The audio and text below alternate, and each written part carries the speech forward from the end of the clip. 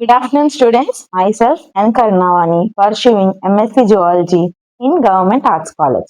So ఈ రోజు మనము డైలీ బేసిస్ లో ఏదో ఒక చిన్న టాపిక్ గురించి అయితే నేర్చుకోబోతున్నాం అన్నమాట. మీరు కూడా నాతో పాటు నేర్చుకోండి.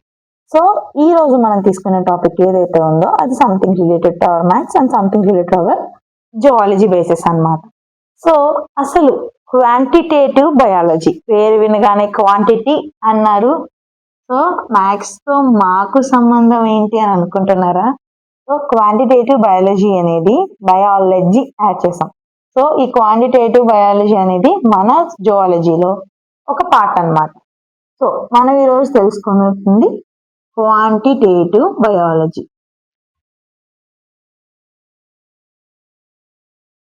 Quantitative biology. సో మీరు ఈ టాపిక్ ని సెకండ్ సెమ్ లో చూస్తారు. సో మెయిన్లీ మనం ఈ క్వాంటిటేటివ్ బయాలజీలో డిస్కస్ చేసే టాపిక్ ఏదైనా ఉంది అని అంటే something related to our maths, which is most hated subject, that is nothing but statistics. So 10th class లో మనము స్టాటిస్టిక్స్ సబ్జెక్ట్ ని చదువుకునే ఉంటాము కదా. సో అందులో మనకి mean, median, mode, standard deviation అని 4 టైప్స్ ఆఫ్ మెథడ్స్ ని చదువుకున్నాం. Mean, mode, median and standard deviation. Okay, so ఈ మెథడ్స్ అన్నిటినీ కూడా మనం ఏదో ఒక క్వాంటిటీని కానీ తీసుకున్న క్వాలిటీని కానీ చెక్ చేయడానికి మనం ఈ 4 మెథడ్స్ ని యూజ్ చేస్తాం.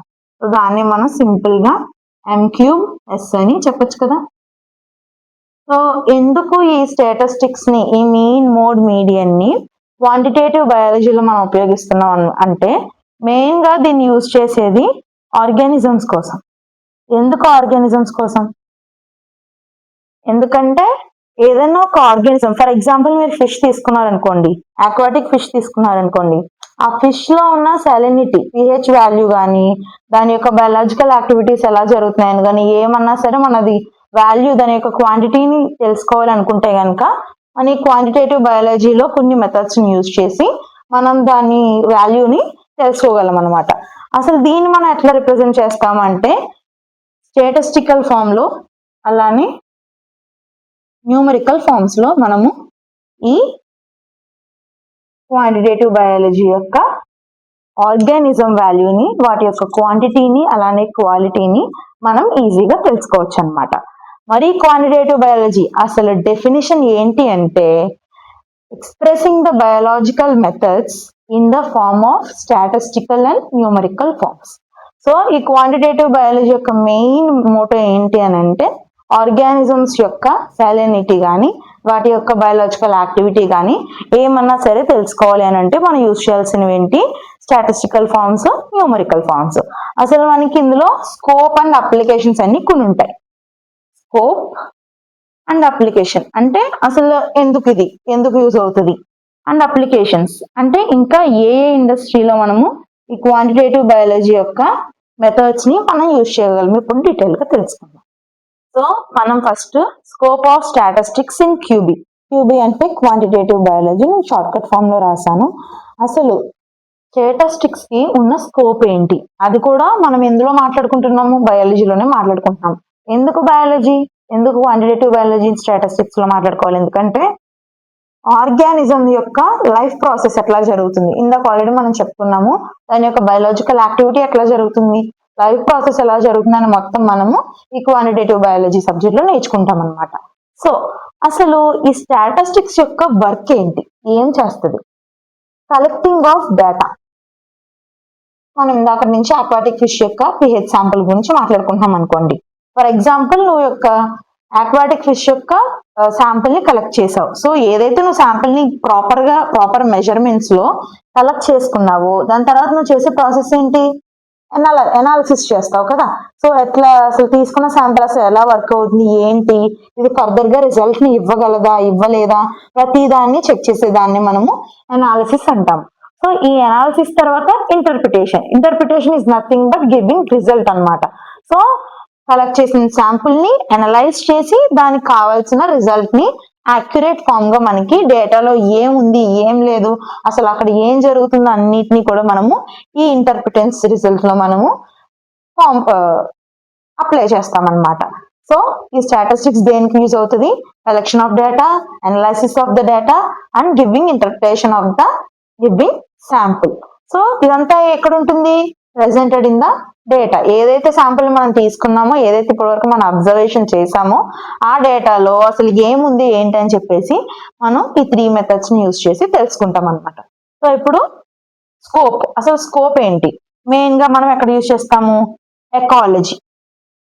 ఎకాలజీలో ఎక్కడ యూజ్ చేస్తాము? డిఫరెంట్ ప్లాంట్స్ ఉంటాయి మనకి కదా, జీరోఫైట్స్ కానీ what ever it may be, plants కానీ యానిమల్స్ కానీ ఏవైనా సరే, అక్కడ దేని గురించి అసలు వాటి యొక్క లైఫ్ ప్రాసెస్ ఎలా జరుగుతుంది ఏంటి అని చెప్పేసి మనం తెలుసుకుంటాం.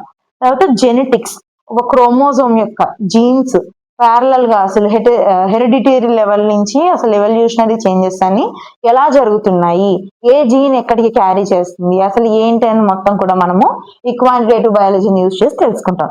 తర్వాత evolutionary relationships. Next pharmacology and in medicine industries లో కూడా మనము క్వాంటిటేటివ్ బయాలజీని యూజ్ చేస్తాం. తర్వాత microbiology, genomics, agriculture, plant biotechnology and environmental biology.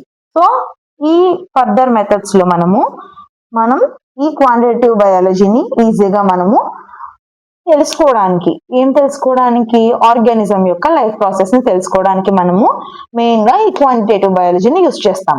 ఇప్పుడు మనకి ఇందులోనే కొన్ని అప్లికేషన్స్ ఉన్నాయి. సో అప్లికేషన్స్ లో మనం ఏ మెథడ్స్ యూజ్ చేస్తాము, ఏ రకంగా మనం తెలుసుకుంటాము, అది బయాలజీకి ఎలా రిలేటెడ్ అయిందని కూడా మనం స్టెప్ బై స్టెప్ ఎక్స్ప్లెయిన్ చేసుకుందాం. ఓకేనా? సో మనము ఆల్రెడీ స్కోప్ చూసాము, ఇప్పుడు మనము అప్లికేషన్స్ చూద్దాం. అసలు అప్లికేషన్స్ లో ఏమున్నాయి చూద్దాము. ఫస్ట్ వచ్చేసి డేటా కలెక్షన్. సో మనం ఆల్రెడీ ముందు మాట్లాడుకున్నది ఏంటంటే 3 steps: collection, analysis and interpretation. So మనం ఫస్ట్ మాట్లాడుకునేది ఏంటంటే డేటా కలెక్షన్. సో ఈ డేటాని ఎట్లా కలెక్ట్ చేస్తాము? కొన్ని మనకి శాంప్లింగ్ మెథడ్స్ ఉంటాయి, అవే 3 శాంప్లింగ్ మెథడ్స్ ఉంటాయి అన్నమాట. సో అవి ఏంటి? Random sampling, stratified sampling and systematic sampling. And దీని గురించి మనం డీటెయిల్ గా తెలుసుకుందాము. నేను జస్ట్ ఓవరాల్ లుక్ నేను మీకు ఫస్ట్ ప్రెజెంట్ చేస్తున్నాను. నెక్స్ట్ వచ్చేసి ఆర్గనైజేషన్ ఆఫ్ ది డేటా. మీరు తెచ్చిన డేటాని, ఏదైతే నువ్వు కలెక్ట్ చేసిన డేటాని ఒక ఆర్గనైజేషన్ ఫామ్ లో, ఆర్గనైజింగ్ అంటే ఏంటి? అన్ని ఒక పద్ధతిలో అరేంజ్ చేసుకోవడం. సో ఎట్లా ఆర్గనైజ్ చేసుకుంటాం ఆ డేటాని? దీనికి కూడా మళ్ళీ 3 మెథడ్స్ ఉన్నాయి. ఆ 3 ఏంటి? Tables, charts, graphs. మనం ఆల్రెడీ నేర్చుకున్నాము, మ్యాథ్స్ లోనే కాదు ఇంగ్లీష్ లో కూడా పై చార్ట్ ఫామ్ లో, బార్ గ్రాఫ్ ఫామ్ లో మనం డేటాని అన్ని దాన్ని రిప్రజెంట్ చేసేవాళ్ళం. అంటే ఫర్ ఎగ్జాంపుల్ ఈ ఇయర్ కార్స్ ఎన్ని అమ్ముడుపోయాయి, ఏ మంత్ లో తక్కువ వెళ్ళినాయి, ఏ మంత్ లో ఎక్కువ వెళ్ళినాయి. సో అట్లా మనము గ్రాఫ్ లో వేసి రిప్రజెంట్ చేస్తాం కదా. సో అట్లా మనం తీసుకున్న డేటాని అనాలిసిస్ చేసేటప్పుడు మనం ఏం చేయాలి అని అంటే, ఈ తీసుకున్న డేటాని టేబుల్ ఫామ్ లో కానీ, చార్ట్స్ ఫామ్ లో కానీ, గ్రాఫ్ ఫామ్ లో కానీ ఏదో ఒక ఫామ్ లో మనము ఆ డేటాను ఆర్గనైజ్ చేసుకోవాలన్నమాట. సో దట్ అనాలిసిస్ కి చాలా ఈజీ అవుతుంది. సో ఇప్పుడు ఫర్ ఎగ్జాంపుల్, ఇప్పుడు బాగా చదువుకున్న స్టూడెంట్స్ అందరికి ఒకసారి చెప్తే అర్థమైపోతుంది. స్లోగా చెప్పే స్టూడెంట్స్ కి కొంచెం టైం తీసుకోవాలి. సో ఎప్పుడైతే మనము రెండింటిని అనాలిసిస్ చేసి సెపరేట్ చేస్తామో, రాని వాడి మీద ఫోకస్ చేస్తాము, వచ్చే వాడి మీద కొంచెం ఫోకస్ తగ్గిస్తాము. సో ఆ టైప్ లో అన్నమాట. నెక్స్ట్ వచ్చేసి అనాలిసిస్ ఆఫ్ ది డేటా. మనం ఆల్రెడీ మాట్లాడుకున్నాం. ఇందులో మనము 4 మెథడ్స్ చూస్తాము. Those are nothing but mean, mode, median and standard deviation. So మనకి ఈ మీన్ కి, మోడ్ కి, మీడియన్ కి కూడా కొన్ని ఫార్ములాస్ అయితే ఉన్నాయి.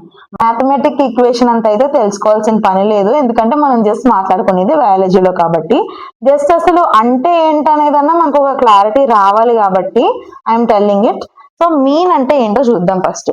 మీన్ అంటే ఓవరాల్ గా మనం తీసుకున్న ఏదైతే సమ్ ఆఫ్ అబ్జర్వేషన్స్ ఉన్నాయో అందులో ఒక అరిథమెటిక్ అబ్జర్వేషన్ ఏదైతే ఉందో దాన్నే మనము మీన్ అంటాం అనమాట. దీని ఫార్ములా వచ్చేసి some of observations by total number of observations. అంటే కొన్ని అబ్జర్వేషన్స్ తో పాటు టోటల్ ఓవరాల్ అబ్జర్వేషన్స్ మనము మీన్ లో మనము ఈజీగా క్యాల్కులేట్ చేయొచ్చు. అండ్ నెక్స్ట్ వచ్చేసి మోడ్. మోడ్ అంటే మోస్ట్ ఫ్రీక్వెంట్ వాల్యూ. సో అన్నిటిలో ఏది ఫ్రీక్వెంట్ గా వచ్చిన వాల్యూ ఏదైతే ఉందో అది మాత్రమే మనం తీసుకుంటాం అనమాట. ఫర్ ఎగ్జాంపుల్, ఇప్పుడు చాలా ఫ్లవర్స్ ఉంటాయి. సో ఇప్పుడు రోజ్ పెటల్స్ అనుకోండి, మనం కౌంట్ చేయలేం కదా, అంటే చాలా ఉండొచ్చు, ఒక్కొక్క రోజులో ఒక్కొక్క దాంట్లో ఉండొచ్చు. అదే హైబిస్కస్ లో చూస్తే మాక్సిమం ఒక 6 or 7 అట్లా ఉంటాయి, 4, 6 అట్లా ఉంటాయి. సో స్పెసిఫిక్ ప్లాంట్ లో ఫ్లవర్ పెటల్స్ ని తీసుకోవడం దీనికి ఒక ఎగ్జాంపుల్ అని చెప్పొచ్చు. ఎందుకంటే మనం తీసుకునేది ఏంటి, most frequent value of the mode in quantitative biology. And median వచ్చేసి ఏంటంటే మిడిల్ వాల్యూ అన్నమాట. మీడియన్ వచ్చేసి మిడిల్ వాల్యూ. ఫర్ ఎగ్జాంపుల్ ఇప్పుడు ఏదైనా ఒక డేటాని 1 to 3 ascending orders descending orders మనం ఆల్రెడీ చిన్నప్పుడు నేర్చుకున్నాం. సో ఏదైతే డేటాని మనం అసెండింగ్ ఆర్డర్ లో అరేంజ్ చేస్తామో దాని యొక్క సెంట్రల్ వాల్యూని తీసుకొని మనము ఈ మీడియన్ అయితే కడతాం అనమాట. సో నెక్స్ట్ వచ్చేసి స్టాండర్డ్ డీవియేషన్. సో మనం తీసుకున్న మీన్ గానీ మోడ్ గానీ మీడియన్ గానీ అన్నిటిని కూడా స్టాండర్డైజ్ చేసి ఒక ఇంటర్ప్రిటేషన్ అనేది మనం తీసుకురావాలి కాబట్టి స్టాండర్డ్ డీవియేషన్ ని యూజ్ చేస్తాం. ఇప్పుడు మనం ఫస్ట్ మాట్లాడుకున్నాం కదా అక్వాటిక్ ఫిష్ అని చెప్పి. సో ఇప్పుడు ఒకవేళ ఏదైనా ఫిష్ కి స్టాండర్డ్ డీవియేషన్ అనేది హైగా ఉంటే ఆ ఫిష్ అనేది మంచి గ్రోత్ లో మంచి సైజ్ లో అది ఎదుగుతుంది. అదే ఒకవేళ ఆ ఫిష్ కి స్టాండర్డ్ డీవియేషన్ అనేది తక్కువ ఉందనుకోండి దాని గ్రోత్ అనేది రెడ్యూస్ అవుతుంది అనమాట. సో ఎక్కువ స్టాండర్డ్ డీవియేషన్ ఉంటే గ్రోత్ బాగుంటది, తక్కువ స్టాండర్డ్ డీవియేషన్ ఉంటే గ్రోత్ అనేది సప్రెస్ అవుతుంది అనమాట. సో ఇవన్నీ మనకి అప్లికేషన్స్.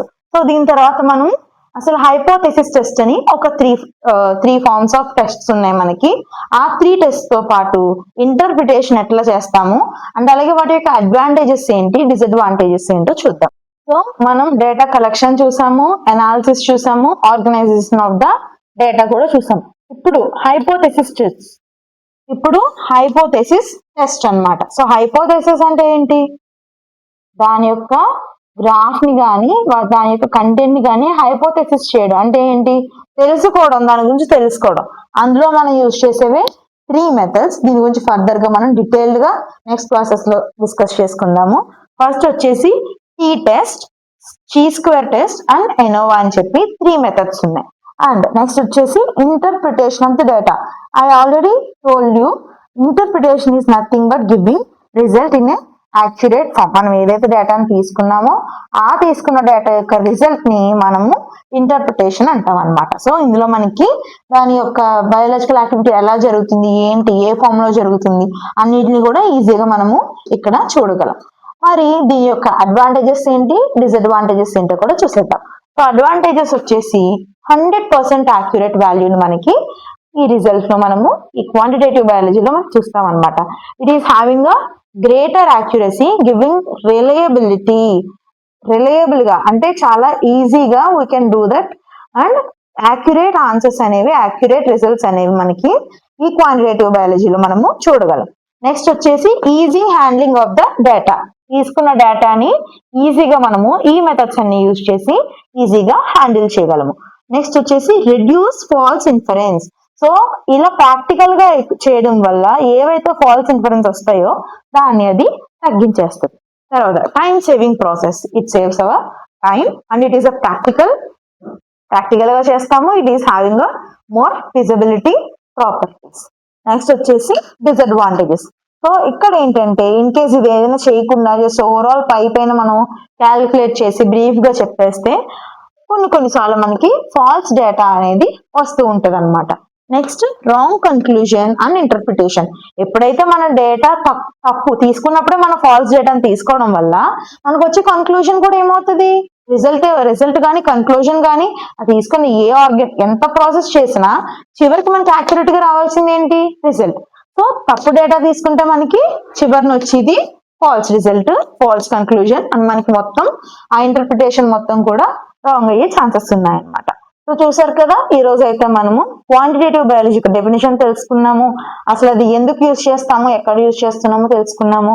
అండ్ అలానే దాంట్లో యూజ్ చేసే కొన్ని మెథడ్స్ అనాలిసిస్ కావచ్చు, కలెక్షన్ కావచ్చు, ఇంటర్ప్రిటేషన్ కావచ్చు, మీన్ గానీ మీడియన్ గానీ mode, standard deviation, hypothesis test, interpretation, tables కానీ బార్లోస్ కానీ వాట్ ఎవర్ ఇట్ మేబీ మనం ఈ రోజు క్లాస్ అంతటిని అడ్వాంటేజెస్ అండ్ డిసడ్వాంటేజెస్ తో సహా నేను మీకు అన్ని ప్రొవైడ్ చేశాను. ఇదంతా కూడా మీరు నోట్స్ లాగా బ్రీఫ్ గా మీరు ఎక్కించుకోవచ్చు. సో దట్ మీరు ఈజీగా దీన్ని ఎలాబరేట్ చేసి రాసుకోవచ్చు. సో మన నెక్స్ట్ క్లాస్ లో అసలు మనం శాంప్లింగ్ మెథడ్స్ అంటే ఏంటి, అసలు స్టాటిస్టిక్స్ లో బయాలజీలో ఎట్లా యూజ్ అవుతున్నాయి, అవి ఎన్ని టైప్స్ ఉన్నాయి ఏంటి అని చెప్పేసి నెక్స్ట్ క్లాస్ లో తెలుసుకుందాం. మరిన్ని వీడియోస్ కోసం మా ఛానల్ ని సబ్స్క్రైబ్ చేసుకోండి.